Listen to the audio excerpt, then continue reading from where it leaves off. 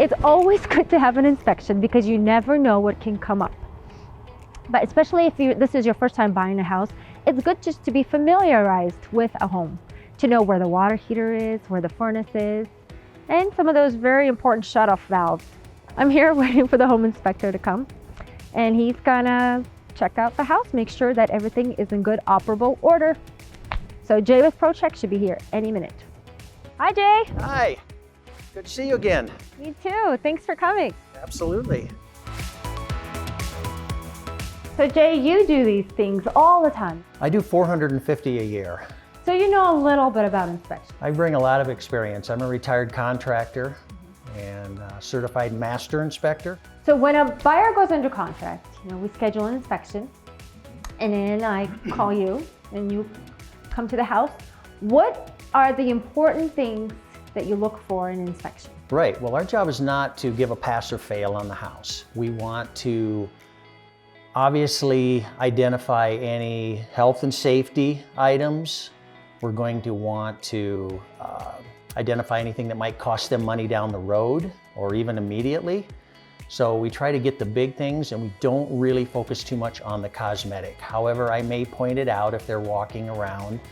You had some vinyl torn somewhere or something like that. Okay, great. And I know most of my buyers figure out the cosmetic stuff on their own. Yeah. They have, specific taste. Right. So what are some things that you offer? You inspect the house? Well, we offer radon testing. Okay. Radon is radioactive gas. Consequences of long-term exposure is lung cancer. The radon comes from the ground and it's from decomposing granite. Okay, we test for that. The EPA has set a level, we get a number. And if it is high, it can be mitigated. There are companies that do that. We do not. We are a testing company only, but they can mitigate a house and it can be anywhere from $800 to $1,600. And what's the standard EPA guideline? 4.0, and that is in picocuries. It's a number that a term that they've come up with as a system of measuring how much it is. All right, so anything above 4? Anything above 4, they recommend mitigation. Okay, great. What else do you do? I'm a certified mold tester, so we don't do a lot of mold testing here because it is dry.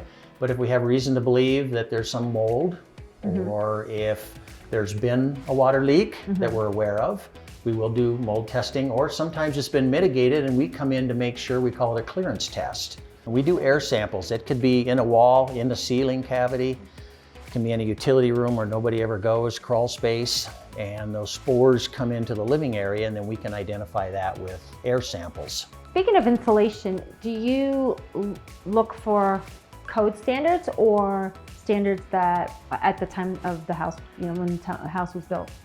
So I will measure attic insulation, and if it's less than what it would be today, I have a little disclaimer that I put in that, well, it says 4 inches, let's say, and it says this was adequate when the house was built, but if you are concerned about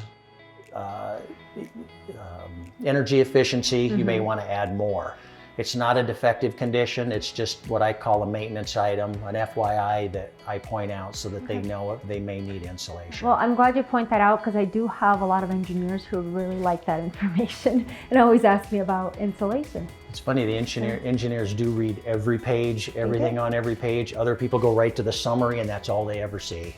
Well, everybody's different and every house is different. That's why it's really good to inspect it. So one of the things that you do is you inspect all of the appliances, right? Yes. Okay, so do you turn them on? Everything is operated. I have a little item that glows that we put in a microwave and it shows that that's working. We'll run dishwashers and washing machines through a rinse cycle. We don't measure the temperature inside, but we do check to make sure that there's water at the door, and if not, then we identify that. And then you check all the outlets to make sure they're operable. Yep, all the switches. We quite often have 3-way switches that if you just turn it on from one location and off, that light will go on and off. We need to turn it on, say at the bottom of the stairs, and we need to go to the top of the stairs and turn it off, go back downstairs and turn it back on. So 3-way hallways, basements, there's always those 3-way switches that need to be checked. What would you say the most important room is to you when you do an inspection? Well, I think anything with plumbing and electric, mostly water areas, bathrooms, You know, that we find most of our defective conditions in bathrooms. Basements also can have a lot. Crawl spaces tend to get neglected. So if the house has a crawl space, then we generally spend a lot of time down there. What about the utility room? The water heater, the furnace? Yeah. There can be a lot going on there. And if you focus on just the water heater and the furnace, there can be rodent evidence behind a furnace that nobody looks at. There can be wiring issues in the ceiling. I mean, you just really have to get in behind and look, and not everything is obvious, I guess is what I'm saying. When you go up on the roof, what do you look for? Okay. You're not a roofer, but you know what to point out, right? We will identify how many layers are on that roof, and you can generally tell along the edge. Okay. Most roofs today only have one because code doesn't allow you to put 2 or 3 on anymore. We're going to check the gutters to make sure that there is proper flow towards a downspout. They're not plugged up, there are no holes in them. Then once we're on the roof, we're going to check the condition of the shingles. The ultraviolet that we have from high elevation can deteriorate a shingle faster than other areas. We also have a lot of hail damage here. We check all the penetrations to make sure that there's no issues with that. That would be plumbing pipes coming up. They have a rubber boot around them. That has to be looked at to make sure that it's not cracked or torn, deteriorated. Skylights, flashings, the chimneys. Chimneys have flashing down the sides. They have cap on top, concrete cracks. Galvanized has its own issues. We don't focus too much on down inside because there's usually a spark arrestor that blocks it, but we can look from the inside up and make sure that, you know, there isn't needing to be serviced by a chimney sweep. Okay. So siding is another big issue because you can possibly not get a loan if you have a lot of paint peeling or other issues with the siding.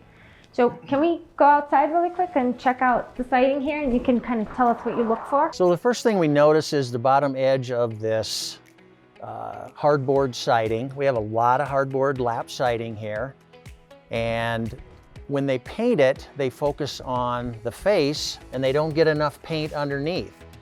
They're spraying and they're brushing and they're not getting up underneath there. Water comes down, it wicks in here, and this swells up. So the bottom edge of this siding is all swollen and has begun to deteriorate.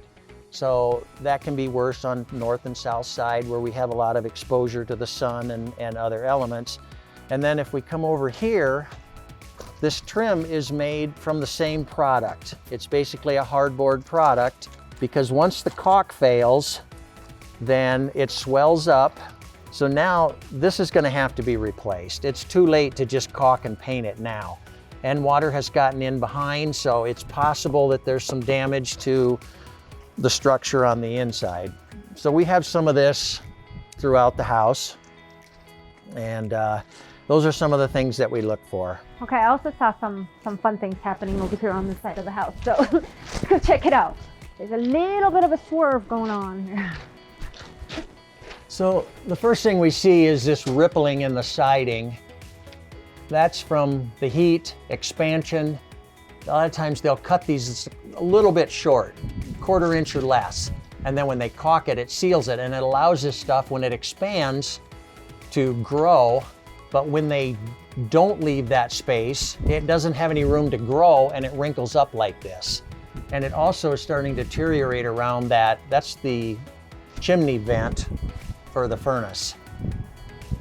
Okay. So there's some siding there that will need to be replaced. But it's fixable, right? Definitely fixable. So it's not anything to worry about. Just have to negotiate it with the seller.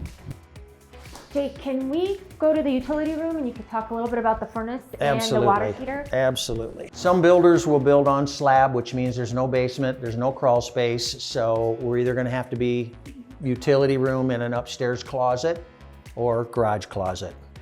All right, so we've got a furnace here. When we show up, we will open the furnace, and prior to any inspection, we will check permits on regional building to see what year the roof was put on, see what year the furnace was put in, water heater, and then we look at the serial number and determine the age of all of the things. So one of the first things we're going to do is we're going to make sure that this is the furnace that was permitted.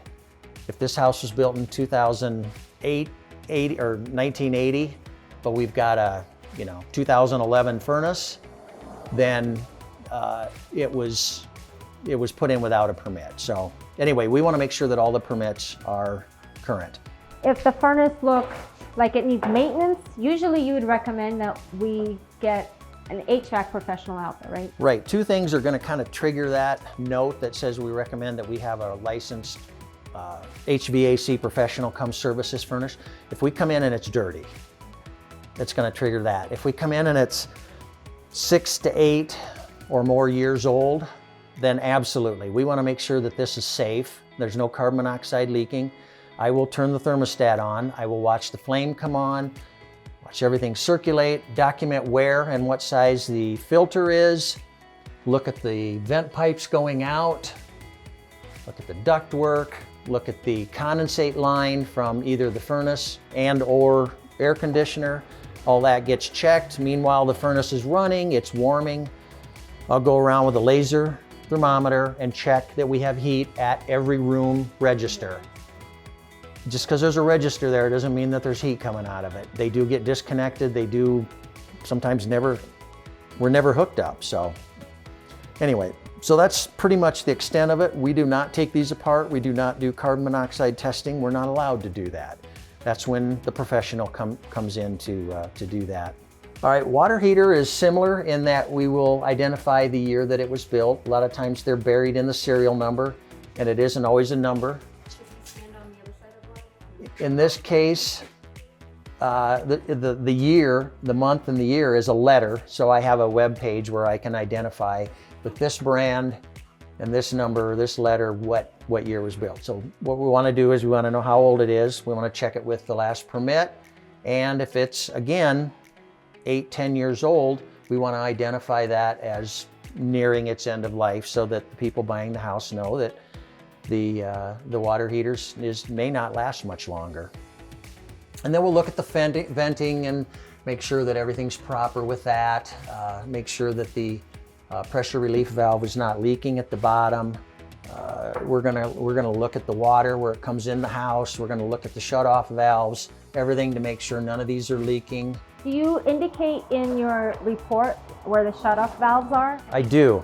I will take a picture and identify the water shutoff and then mention where it is. So this would be garage utility closet. Okay, so if there's a water leak, you can look at your report to figure out where that shutoff is. So you can keep that water from coming into the house. Electrical panel is here. We do open these up. I do try to explain the difference in GFIs, AFCIs. We won't go over it right now, but they are designed to trip. We'll pull the cover, make sure there's no issues inside. And surprisingly, there usually are a lot of issues. You know, you check flooring, right? The overall carpet, edges. Carpet is mostly cosmetic, but if it's creating a trip hazard, it'll show up in the report. So fraying, worn, pet damaged.